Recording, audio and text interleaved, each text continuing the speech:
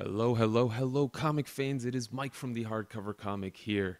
Gonna talk about another set of hardcovers collecting an entire storyline from a lesser known publisher, or either way, I don't really hear people talk about Grass Kings, and it's a fantastic series from Boom by Matt Kindt, Tyler Jenkins. Let's take a look.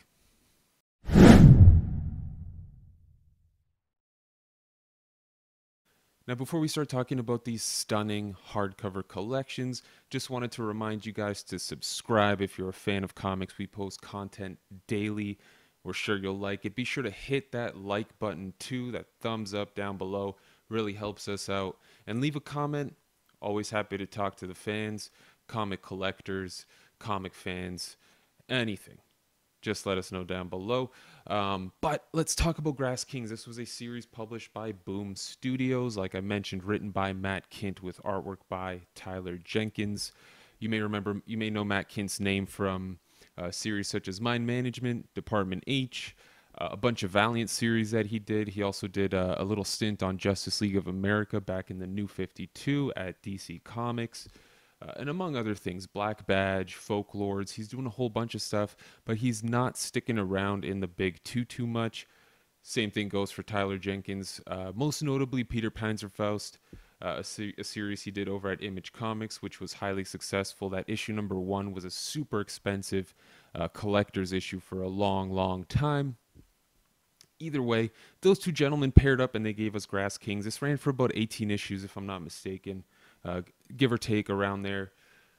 Collected in 3 hardcovers. Each hardcover collects sort of a book, an arc, but really the whole series is an arc, and it focuses on the Grass Kingdom. And the Grass Kingdom is a place.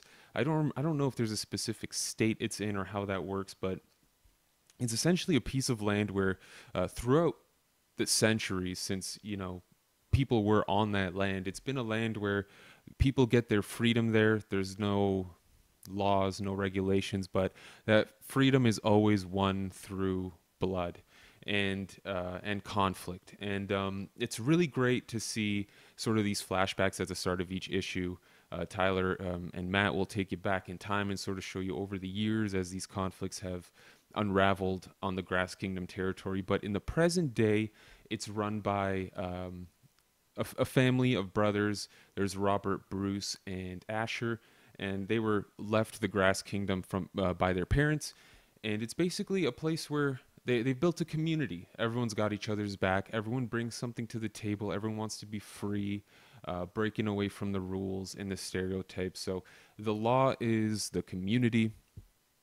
They don't have sheriffs. They don't really have, any due process, any laws or anything like that. And they are, of course, neighbors to actual towns like Cargill and Raven that do have a problem with them. Cargill, in particular, the sheriff's office is run by the Humbert family. The current sheriff is the son of the previous sheriff, who, it's great. Oh, it's so I'm having. I love this series so much. So they've got a problem with the Grass Kingdom, and the real problem starts happening when there's a string of serial murders that started, pretty much all the way across the U.S. and wound up in the Grass Kingdom. Now, the Grass Kingdom characters like Robert, Bruce, they have they have problems in their past, and you get to see how their pasts are revisited through them thinking about it, and just flashback sequences. It's really good. It's really good.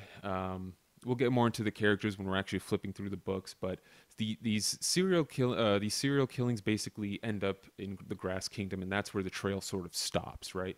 So of course you've got the folks at Cargill thinking there's a murder in the Grass Kingdom. The Grass Kingdom inhabitants are saying there's no way. We all know each other. We're all neighbors. We're all family here. There's no way we would do that.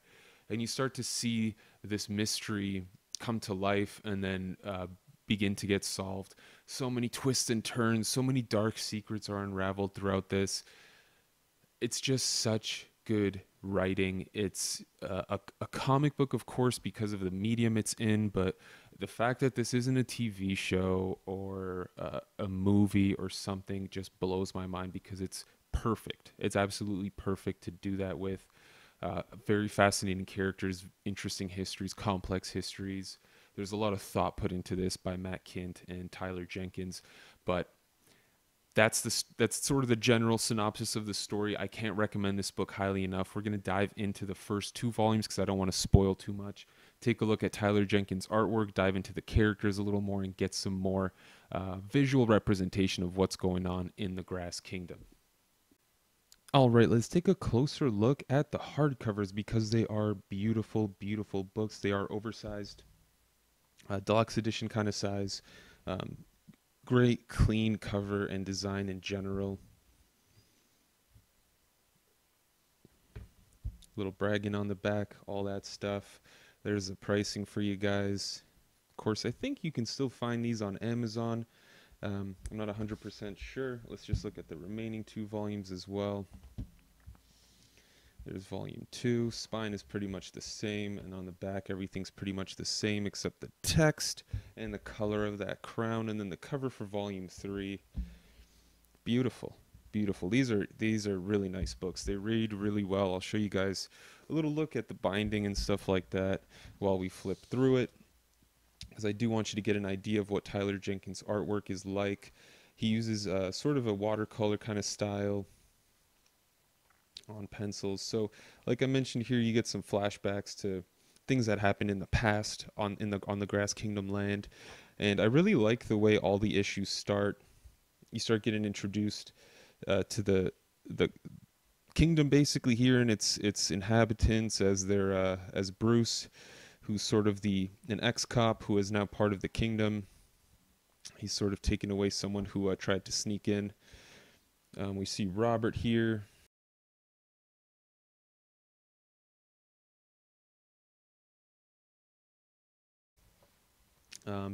So with Tyler Jenkins' artwork, you either love it or you hate it. Actually, never mind. I'm sort of in between. I like the way he tells a story. I think it flows very well. At times, I'm not the biggest fan of the detail and the sort of loose pencil work that he does, but it's not a big deal.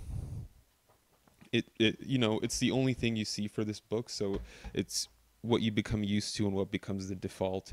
And overall, I enjoyed it. Just at times, it wasn't what I was hoping for. And it seemed like there were issues where Tyler really knocked it out of the park, and then other issues where got a little sloppy. Of course, I'm not an artist, so at the end of the day, it's all better than me. These horse sequences are beautiful, so I can't hate on that. But as you can see, things go down in the Grass Kingdom, son. There's a lot of stuff that happens in this series. This is just book 1 here. I just wanted to show you guys this. You see chapter 3 here, and then you got this 2-page spread with some panel work in it. It's fantastic. Let's take a look at the middle here, and I'll show you guys that the binding is actually very nicely done. Even for a book this small, it's not just glued to the spine. It actually flexes. The book is, of course, very light. The papers are a nice, thick newsprint type style. I love it. I wish every book had this paper. It's fantastic. I just love the production. All that boom is missing is a bookmark, but I get it for a book this small. What's the point? But yeah, it's great. Even on, let's take a look at volume 2 here. I'll show you guys. Even on the smaller volumes, same thing. Same thing. Let's flip to the middle here. I don't want to spoil too much, but you get introduced to characters like Pike here, and you get to learn about his origin, Archie and what happened with him. There's a character named Pinball in there as well. He's Asher's friend. It's great. I've reread this series about 2 or 3 times, so of course I know how things end, but the journey is so fantastic, and seeing what people are willing to do to protect their home and make it their own is a beautiful thing. Matt Kindt, Tyler Jenkins absolutely crushed it with this series. I highly recommend you all check it out. If you have checked it out, let us know down below. Let me know what your thoughts were, if you agree, if you disagree.